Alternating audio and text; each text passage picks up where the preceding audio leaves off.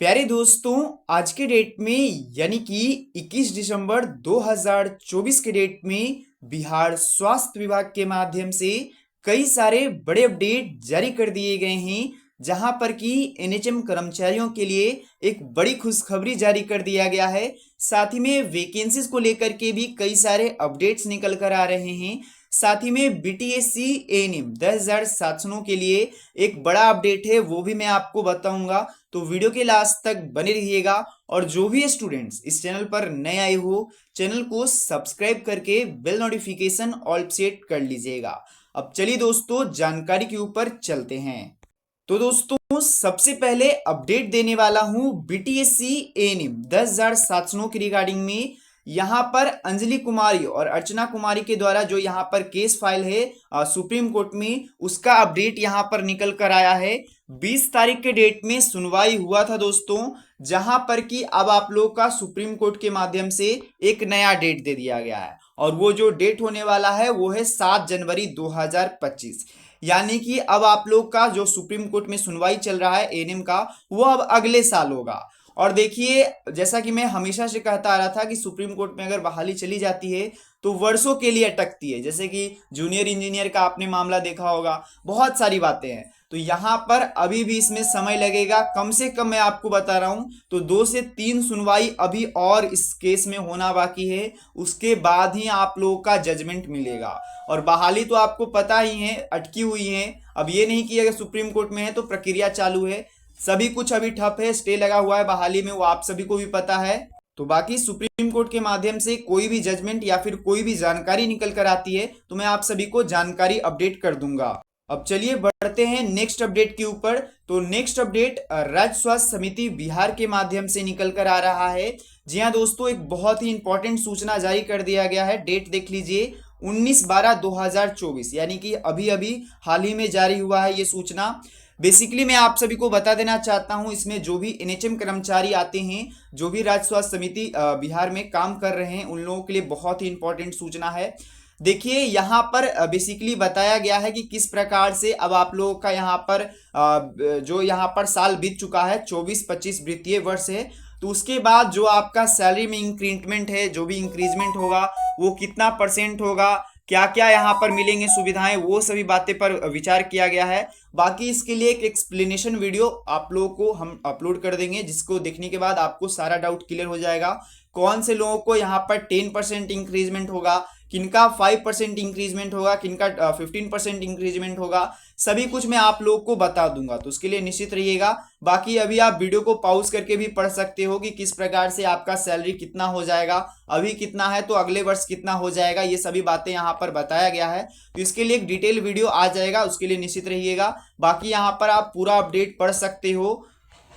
इसके बाद दोस्तों, एक और अपडेट मैं आप सभी को दे देना चाहता हूं। जैसा कि मैंने कुछ दिन पहले आपको बताया था कि 20 तारीख को यहां पर बैठक होने वाला है, कैबिनेट बैठक, जहां पर कि नीतीश कुमार और सभी मंत्री यहां पर होंगे। और हो सकता है इसमें कोई बड़ा अहम फैसला लिया जाए, क्योंकि ये इस वर्ष की ये सबसे आखिरी कैबिनेट बैठक होने वाला है। तो कोई भी बड़ा फैसला लिया जा सकता है स्वास्थ्य विभाग की बहाली को लेकर के। तो देखिए, फैसला तो आया है पर कोई बड़ा फैसला मेरे अनुसार नहीं लिया गया है। सबसे पहले यहाँ पर देखिए, स्वास्थ्य विभाग पर ही चर्चा करेंगे। स्वास्थ्य विभाग के अंतर्गत जो भी आयुष्मान भारत प्रधानमंत्री के जो यहाँ पर योजना है, उसके अंतर्गत बिहार जो स्वास्थ्य सुरक्षा समिति है, उनके माध्यम से 6 पदों की वैकेंसी के लिए स्वीकृति मिला। केवल 6 पदों के लिए, बहुत ही छोटी छोटी यहाँ पर बातें हैं।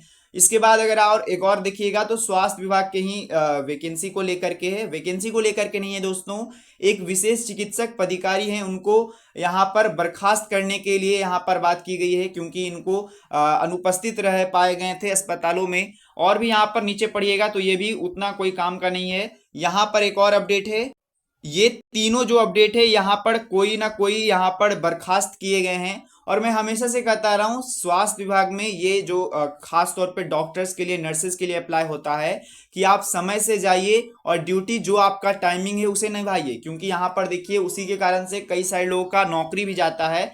नीचे एक और यहाँ पर स्वास्थ्य विभाग का योजना यहाँ पर है, उसमें वैकेंसी के बारे में बात किया गया है। तो देखिए, यहाँ पर बात किया गया है स्वास्थ्य विभाग के अंतर्गत यहाँ पर जो स्थापित हुआ है नए नेत्र विज्ञान केंद्र राजेंद्र नगर में, तो वहां पर उसके लिए संचालित के लिए करीबन 18 पदों पर 18 पद एवं 72 अतिरिक्त पदों पर सृजन के लिए स्वीकृति मिली है। यानी कि छोटी छोटी वैकेंसीज का स्वीकृति जरूर मिला है, कहीं पर नेत्र सहायक के लिए, तो कहीं पर यहाँ पर आपका कोई और पदों के लिए, लेकिन कोई भी बड़ी वैकेंसी या फिर एएनएम जीएनएम ड्रेसर का कोई भी अपडेट इस बैठक में निकल कर नहीं आया है।